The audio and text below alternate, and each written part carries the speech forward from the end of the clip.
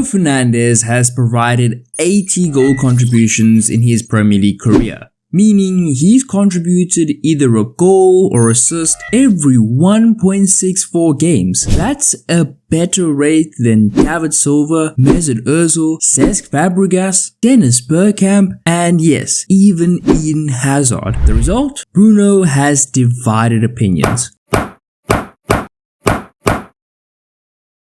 Some believe he'll go down as one of the best midfielders of this generation. Others say he's just a stat padder. I'm here to tell you they're both wrong. Bruno is neither. And in this video, I'm gonna tell you why.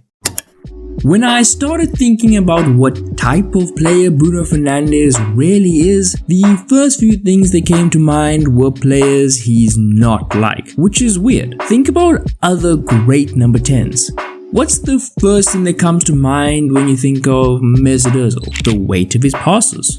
David Silva? The through balls. Kevin De Bruyne? The whip crosses from the right half space. Bruno? Penalties? Yes, it's difficult to compare Bruno to those players because he's nothing like them.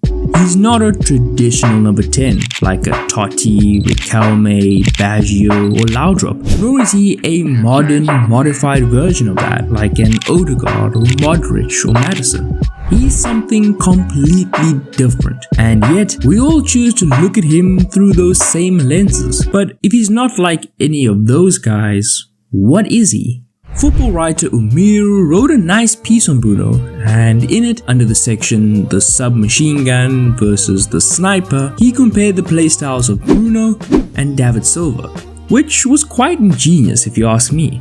You see, not only is calling Bruno a submachine gun more fitting than a tailor-made suit, but the comparison to David Silva was pretty eye-catching too. Let's start by looking at the machine gun aspect of it. Bruno is a high-volume creator. In his first full season in England, he was in the 99th percentile for passes attempted. He was the heartbeat of that United side, the grease that kept their attacks moving.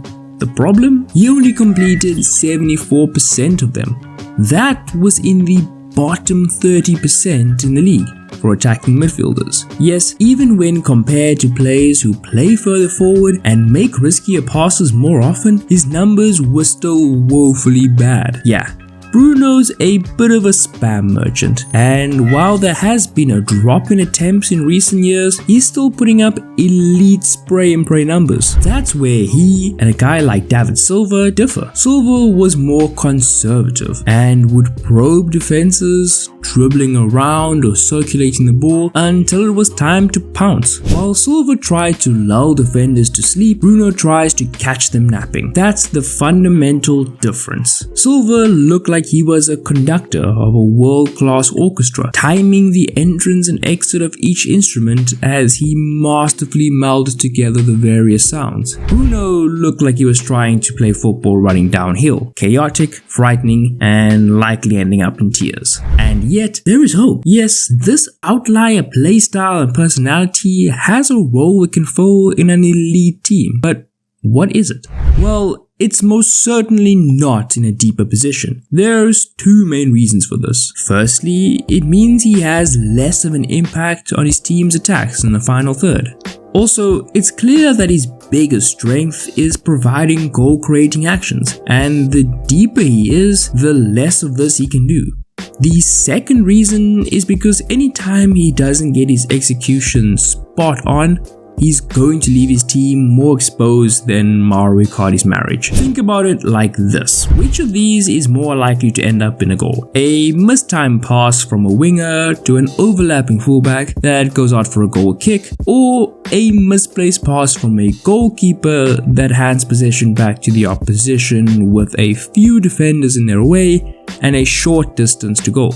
This might be oversimplifying it, but it does explain why Bruno needs to be playing further up the pitch. He's found a lot of success homing in on these areas, just outside or inside the box, and there's a good reason for this.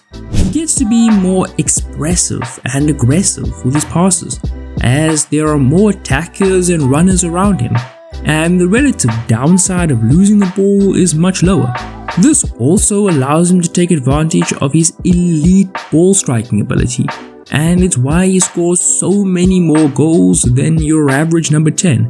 Even when you take away penalties. Yes, he has successfully beaten the Fernandes allegations. His aggressive nature also lends itself to him being an exceptional transition player, and his decision making is super sharp when he has the ball. He's decisive, and provided his execution is on point, the results are normally good. He's got a quality street-esque bag of passes that he can use in these situations, from side-footed lasers to lobs popped into space, and even well-placed travellas. He's even shown some promise on the right wing at times, and while I don't think he would be a full-time option there for an elite team, creating situations where he's in that right half space could be beneficial.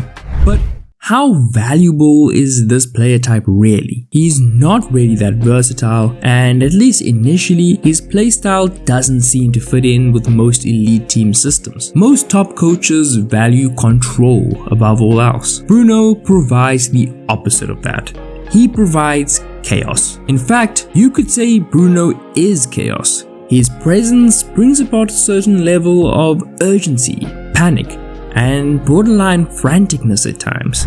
And yet, that's what has made him so valuable to United. He's a classic floor raiser. We saw that when he first arrived at the club and lifted them out of the depths of despair, not only in terms of points, but also in terms of morale. I love playing with Bruno, as you can imagine.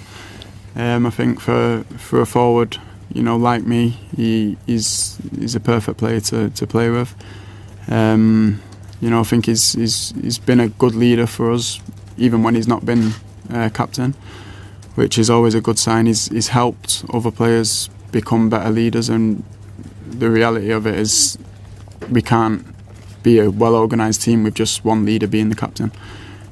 So he's done a lot for us in terms of bringing his leadership skills in, and that was from the moment that he arrived. United fans and players started to feel good again. He immediately provided some much needed fearlessness, some courage, a desire to win rather than a fear of losing, which has helped United feel better about itself over the last few years. With all that said, in his current form, he does place a ceiling on how good a team can be with him. You see, Bruno is good enough to get you to the hump, but never over it. He's good enough to let you smell it, but never taste it. He's good enough to allow you to dream, but that's all it will ever be. Have to say bye bye yo, bye bye yo.